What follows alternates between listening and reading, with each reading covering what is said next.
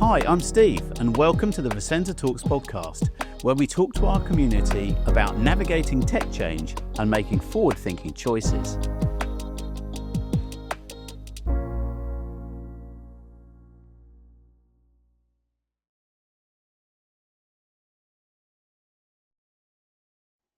Compliance and governance are fairly dry subjects. But what we find here in Vissensa is that we're having more conversations with people about business continuity, and that starts with backups. But we're also having conversations with people about risk in terms of cybersecurity and to ensure that you can withstand things like ransomware attacks. What we're finding is people are starting to think about things which are more compliance or governance based. And that's a really great segue to introduce our guest today, Paul Wallis of Hantec Systems, who is an expert in terms of the compliance and governance.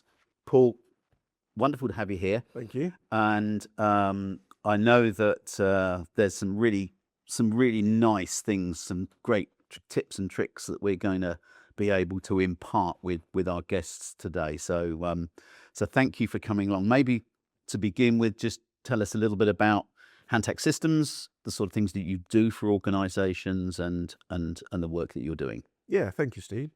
So I founded Hantec Systems in October 1995.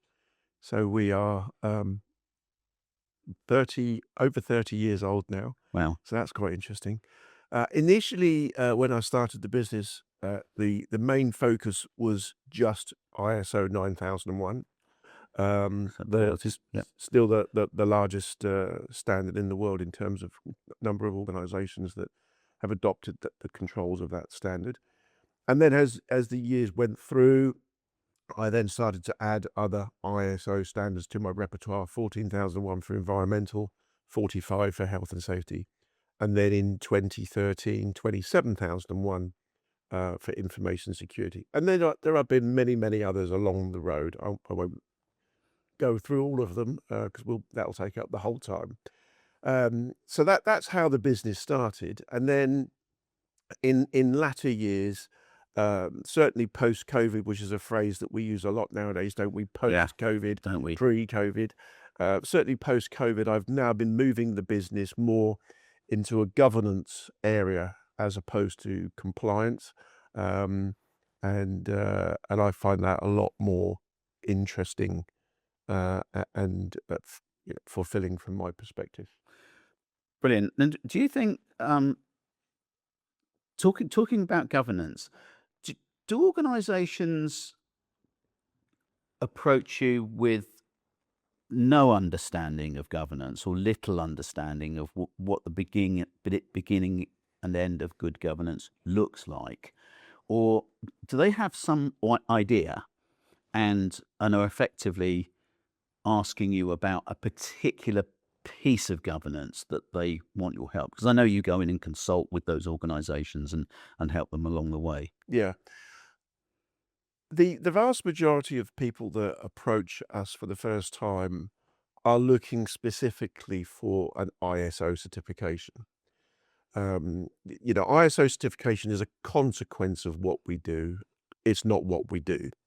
What we do is we help organizations establish a governance framework which looks at the whole organization holistically, whether it's HR or IT, and looks at the culture of the business and the values of the business.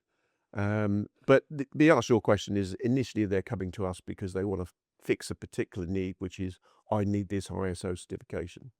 Yeah, and it's interesting. And obviously, you worked with us on our ISO certification, which we were successful with. Which you were, yeah. Thank you very much indeed. Two ISOs. Two ISOs, absolutely, in one. And the reason I asked that question is that when we approached you, we'd been thinking about ISO, particularly ISO 27001, for a long time. I mean, you and I have known each other a while, and our first meeting was an interesting one, where I was fairly disparaging in terms of needing help with ISO. I think is probably the best way to describe it. We'll leave it there. But what was really obvious to us is that through the systems that we have in support of a lot of our customers, quite a lot of the process, and I think that sort of you discovered that as you were going along in your work with us, quite a lot of the processes we had in place, we they were pretty robust processes to begin with, and we were really walking quite a lot of the horse towards um, a, a certification because of the Yeah. internal governance that we get. How common is that, Paul? It's very common, especially in well-established businesses. When people ask, "What do I do?" and the conversation gets on to ISO, which I say is a consequence of what we do, it's not uncommon for me to hear the phrase, "Oh, ISO, that doesn't apply to us. We don't need it." And what they mean is that they don't need certification. But the controls of ISO, whether it's 9000, which is the main one, or 27000 for information security, a well-established business will be doing these things. Or should be. Well, It's the necessity to really do, isn't it? And, and they've got their sales process and their HR process and their purchasing process. Because how did they get to where they are now, whether the business is 5 years, 10 years, 15 years old? They must have established processes. Otherwise, they wouldn't still be in business. So that's very common to see the processes in place. And then my job is to make sure that those processes are enhanced to a point where they can be independently assessed and verified as meeting the requirements of a particular standard. Yeah, good point. Let's dig in a little bit now into some of the processes and some of the things that you focus down, but are also incredibly important in terms of ensuring that if you do have some standards and you do have some governance in place, that governance is well formed and well understood, not only by the people that are writing it, but actually by the organization as a whole, to understand what they're going to be. So I'd like to start with I'd quite like to start with the elephant in the room, which is business continuity. So we have lots of conversations as an organization with companies that are doing religiously backing up their data. And if you ask them, they go, "Oh yeah, we do backups every night, and we either put a zip drive in my pocket, or I put a drive in my case, or it's in the cloud, or wherever it might be." They feel very satisfied that they're well covered because they are doing this thing called backup. Explain the anomaly there, Paul. Yeah, this one has always amused me, and the amount of times I say, if I've got a room full of people, that hands up those that do backups, hands up those that test them. What for? And over the years, many amusing things that I've said. In fact, I say over the years, as recent as only last year, 2025, I said to an organization, we're doing their ISO 27001, and I said, "How do you do your backups?" "Oh, we have a NAS drive next to the server." And, well, that's it. Right. Okay. So if there's a fire tonight, the server goes and the NAS drive goes, which means you've lost all of your backups. Yeah. We see quite a bit of that too. And just before we do the business continuity, before that, we need to start to be talking about risks to the business. Yeah, I'm glad you brought this up. Yeah, and have an active risk register, not just an Excel document that your consultants put together to meet a particular standard, and it comes out once a year. We dust it off, and we look at it and go, "Oh yeah, those risks are still relevant," and we might add a couple like the use of AI, for example, that still people are not adding to their risk Yeah, register. no, absolutely. That's a really good point. But we should start with the risk register first of all to understand what the risks are and how we're going to mitigate those. And then, because business continuity, certainly as far as your business is concerned, is looking at the IT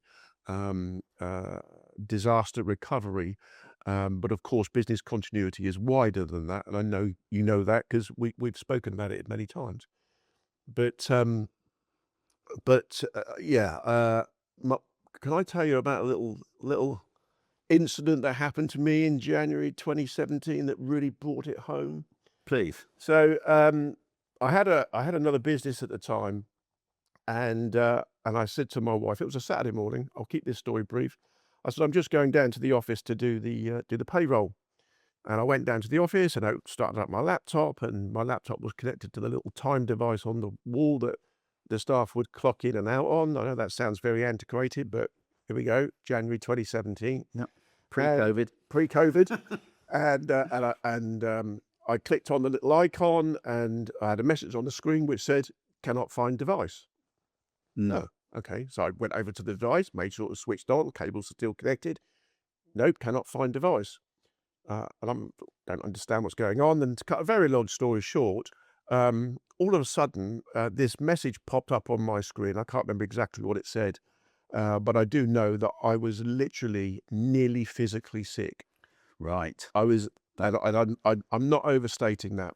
And it was ransomware. The pit of your stomach moment. Yes. Wow. So I did what every person would do in that situation and unplugged my laptop from the internet, because of course that's going to make a difference, isn't it? And yeah, and what made it even worse for me was that it was my laptop. Yeah. That only I operate that caught the virus. So it was me. Yeah. I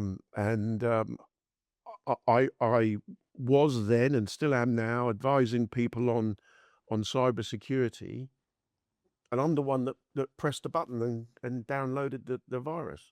But a good advocate. I mean, actually, that's a Yeah. great, the fact that you are advising people, given the fact that you'd been through the fire yourself, Yes. is Now, fortunately, is always I did have very good backups. My IT company wasn't Vissensa.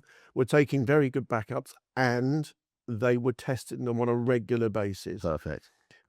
So I did only lose 1 day's worth of data. I lost 2 days of my time, which followed, putting everything back together. But amusingly, my NAS drive, which was taking my backup, was in the same room as the server. So I was just as guilty, but fortunately I didn't have a fire. But that really brought it home to me, the importance of understanding the risks. And I hadn't appreciated all of the risks. Like I said, my NAS drive was in my office. Yeah. I hadn't, it's obvious when someone points it out to you. Yeah, and it's an interesting story, and a lot of people, unfortunately, still treading those paths. The threat vectors since 2017 to 2026, they are so more sophisticated. You now got AI doing the heavy lift for the threat actors as well now. So there's just more of that. There's just more to be aware of, and more defenses to put in place. But going back to the risks and that risk register, as I said, there was things that wasn't on your risk register, quite clearly. Yeah. So we go back to that risk register. There's sort of two things. There's sort of two sides to it, isn't there? Really, and I try to talk to people about this whenever we go in and consult on, particularly on business continuity. Is there's a physical side, and there's the logical side. So cybersecurity, dealing with the logical side of people coming in electronically and causing an inverted commas disaster, and the physical side, which is actually the physical disaster, and that equates to the building that you're in, or the internet service that's in the street, which could get grubbed up by by a JCB and mean that you've got a great office but absolutely no way of communicating with the outside world, or an extended outage in terms of your electricity and storms, things that are going on now. Look what happened in the West Country not very long ago. All of those things can really be considered a disaster for the business if the business is not working for a number of days or even weeks. And all of that needs to go on the risk register, doesn't it? All of those things that could impact the continued operation of the business needs to go on that risk register, so it can be fed into the continuity of business. It's in the title. It was in the title. Yeah, that's quite interesting, isn't it? And it takes some thought, because most people sort of partition those things into little buckets, but it needs a sort of real ground up thinking about what are all of the things that could possibly go wrong. Yes, and an example last year, working on a full-blown business continuity plan for a client, and one of my questions is, okay, what if this building's not here tomorrow? I can look around, I can see there's 50 staff. Well, we can work from home. How? Well, everyone's got a laptop. Yeah, I was second here this morning at 7:30, and I could see 50 laptops on the desk. Yeah. We need to think about that, don't we? Well, yes, because you're saying that they can work from home because they've got their laptop, but they leave their laptops here. So, and then of course, and it's just one of those things that it was clear and obvious when it became clear and obvious. Yeah. But until that point, it wasn't. But it's interesting is that, so in fixing that problem by going, okay, so to mitigate this risk, what we're going to write in the risk register is everybody should take their laptops home every night and make sure they've got a power supply so that they can log in from home. But actually, it then creates another risk, which is, when everybody log in from home, do they have the right cybersecurity to be able to do that? There are some cause and effects which start to happen there, isn't there, Paul? Yeah, exactly. And just by removing the laptop from the secure building, have you got BitLocker installed, for example? Yeah, that good point. Because you get outside, you're traveling home, someone steals your laptop. Yeah, you're right about the laptop, because even last week we had a client, unfortunately, in a cafe, have his laptop stolen, because laptops are now really, really the best commodity because of laptop constraints, and of course memory constraints. There's going to be a lot more of that going on. And of course, mobile phones, because we've all got our data on our mobile phone. Yeah. And unfortunately, this year, a son of a very good friend of mine took out his mobile phone. He was in a foreign country, unlocked it, and then ordered himself an Uber, and the phone was whipped out of his hand instantly. Yeah. Some guy on one of these little electric scooters. Yeah. And they're very sophisticated. They know what they need to do and how quickly they need to do it. They know there's a very short window. Yeah. And they put them in a pocket now, don't they? They carry a pocket around with them that they put the phone in, which basically completely masks any signal from the phone, because they don't want to be tracked. They don't want it to be wiped. They want to get it somewhere where they can do that. So he instantly had quite a large amount of money withdrawn from his bank account because his phone was unlocked and he didn't have two-factor authentication, etc. Yeah. And also his credit card was used. So, that's how quick it is. And when organisations issue mobile phones to their staff, there's a quite a bit of risk management that needs doing there. But also, when they don't issue mobile phones to their staff, and their staff are using their own personal device. Yeah, BYODs, bring your own devices. Again, it's even worse, actually. It's even worse. It is worse. It's even worse because you don't necessarily have control of the device.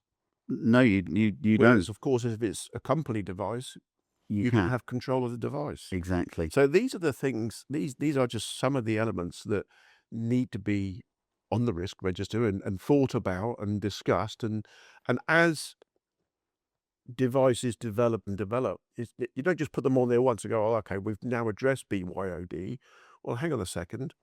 What about the recent update that came into this phone? How has that affected Yeah. the policy, if at all? Yeah. You've just brought a thought into my mind, which is, I wonder how many senior leadership teams or board level in a board meeting or in a senior leadership team meeting actually have on the agenda, is there anything to discuss about the risk register? Is something, I bet you anything you like that just doesn't happen, does it? I mean, only at the point that assessor's coming in next week. Yeah. Well, I know I had a client, past tense, they sold out. They were very, very active at their monthly board meetings. Yeah. With risks to the business. Not a bad plan. But in the main, sadly, if I said to a number of my clients, what's on the risk register? Well, I don't know. That's your department. You deal with that. I go into clients, I look at the risk register, I look at the date that it was last changed in SharePoint or whatever, and it was the last time I was there. Yes. Tragic. Which is quite sad. Yeah, and it absolutely is. And I suppose that brings me on to another subject which I think is quite important to lens in this, a good bit of a takeaway, is having people responsible. The thing is that if you've got a mitigation plan, if you've got a risk register and you've got the mitigation of how you're going to do it, is that it's really dangerous to have this as a collective plan where nobody owns it, nobody's responsible for it, nobody's going to action it. There's no communication in terms of who might be affected. And actually, if we look at even some large organizations that have had outages, one of the things that, for example, the consumers say is, well, we've got no idea what's going on at all because there's been no communication by the company. It's probably due to the fact that there isn't anybody that on that risk register's responsibility is, how do we comms this out to the wider audience? So not those people that are actually physically going to make the thing better, that is actually going to get the system back. Yeah. But actually somebody that's responsible of saying, how do we tell everybody else, please don't try and log on right now, or don't panic, we'll be back in 3 days, or whatever it might be. Yes, and a good point. I've seen in a number of business continuity plans, responsibility SLT. No, that's nothing. Yeah. That's nothing. If you've got more than one person responsible, you've got nobody responsible. Yeah, that's the first thing. Yeah. But you mentioned about communications, and it's important to allocate that to one single person. And obviously you'd have a chain of command if that single person is not available. And then if there is an issue, the comms need to be fed through that one single person so that the right message comes out at the right time in the right tone, and not just anybody suddenly going, oh, look what's happening, and communicating with the outside world in the example in which you give. But yeah, it's important to make sure that certain aspects or every aspect of your business continuity plan is allocated to one single person as a responsibility to carry out that action. Yeah. And okay, so now this draws back to the point you were making earlier then, which is if you write yourself a business continuity plan and you even go through the steps of making sure you've got the people that need to do it and you've got your nice backups and all of those sort of things, but you never ever test it, then actually you never know whether it's going to work, do you? I think you were telling me there's a wonderful saying that. Well, it's not a business continuity plan; it's a document. Yeah, and it is. It's just a document that you can dust off and go, look, I've got one done. I feel safe. But actually, if you test that business continuity plan, and I think the important point is that it's not actually just testing the physicality of the plan itself, but also the actions of those people. So all of those people that have got responsibility that are named to do something on that plan, have they got all the tools in their kit bag to do it? The last thing you want to do at the point of you need to use it in anger is to find that actually the person doesn't have all of the access to things that they might need access to, or haven't considered, or just is not quite on point with what they particularly need to do. That might actually cause the whole thing to fall down like a pack of cards, mightn't it? Yes, and you know, one of the things that some organisations do is they have a really good plan. Everybody's telephone number that needs to be in there is in there. The IT company, local hospital, whatever. The numbers are there, and that plan is a physical document as well. And each of the directors, each of the business continuity team has a physical copy. On the basis that it might not be available On the basis electronically. it might not be available electronically. Yeah. So that if there is a problem, they can literally look at the document and go, right, what is the telephone number for Vissensa, for example, because I need to talk to them. Yeah. And again, that's easily forgotten. Where's the business continuity plan? Well, it's on the server. Where's the server? Yeah, it's toast. Yeah. Oh, it's just died. Right. Okay. Yeah.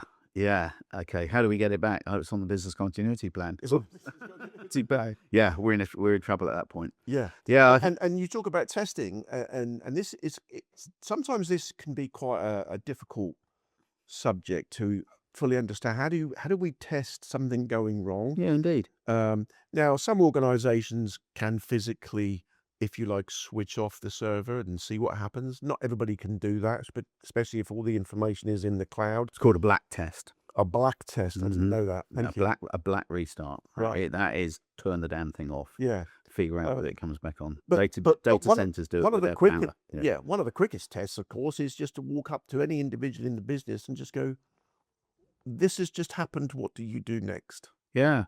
This has just happened. What are you doing next? And just to see what their reaction is, to see if they have an understanding and an awareness. Yeah. What you're really lensing there is that difference between the physicality stuff, the physical stuff, where you've got to get a backup up, you've got to find it, you've got to physically do something, maybe relocate the office somewhere and start again, and the understanding of all of the pieces of the jigsaw that everybody in the business needs to understand. There's no point having half the business understand what they've got to do and the other half running around like headless chickens. That's also is a bad idea, isn't it? Yes. But, I go back to my incident back in January 2017, because I've just thought of this, and it was a Saturday morning. So whilst my backups were done religiously and they were tested very regularly by my IT company, Saturday morning when I tried to get through to them on the telephone, there was no one working. Yeah. So I'm now stranded. Probably why they attacked you on the Saturday, by the way. It might have been, but I was now stranded. Fortunately, it was the IT company of a client of mine who did answer his phone, who then helped me figure out what I needed to do over the weekend until we got to Monday morning when my IT company then came back to work and was sacked. Indeed. Yeah. Good plan, eh? But we can all go through life, can't we? Where and things don't go wrong, so you don't have to think about what do I do after the event. Yeah. And we could all also spend all of our life worrying about everything that possibly could go wrong. Yeah. And that, of course, would not be a good use of our time either. But in business, we do need to look at the critical functions. Yes.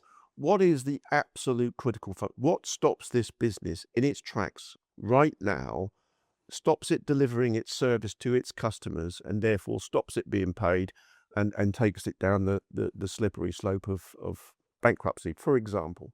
Yeah. What are those critical functions? Yeah, and so just back to your backup thing for a second and recovery is a lot of people now are very comfortable and rely on their data being in the cloud, and being available to themselves. They don't have to have something physically on site.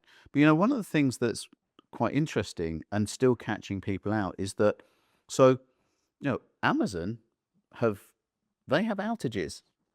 Some of the outages they've had, and there are other, Google, Azure, they've all of those big organizations have had big outages in terms of and things which have been, generally speaking, completely unplanned and completely that they've been unaware that they could happen.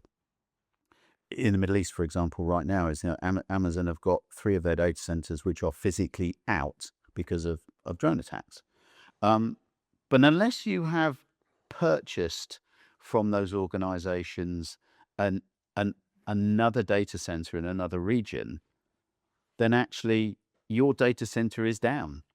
Yeah. So they do not have they don't have the responsibility to transfer data between one data center and another data center if you haven't bought a plan for that. Yeah. And you've also got to reserve the space in that other data center to be able to transfer your data to. Again, needs to be in a risk register if you're using a cloud service. It does. And we spoke right at the beginning of this conversation about ISO certification. You don't do these things. You don't suddenly start to do these things just because you want ISO certification. You should be doing these things as a matter of course, and that's what good governance is. Yeah. Doing it for an ISO certification is about compliance. Yeah. Doing it because it's the right thing to protect the business, to protect its customers. That's what governance is all about. So let's sort of end this discussion a bit about governance then, because I think that compliance is a really hard. If you, as you say, if you're going down that road to be compliant with something, then there's a trajectory that you're on. The governance thing is a much more a holistic thing that you as an organization want to do, isn't it, Paul? Yes. Really.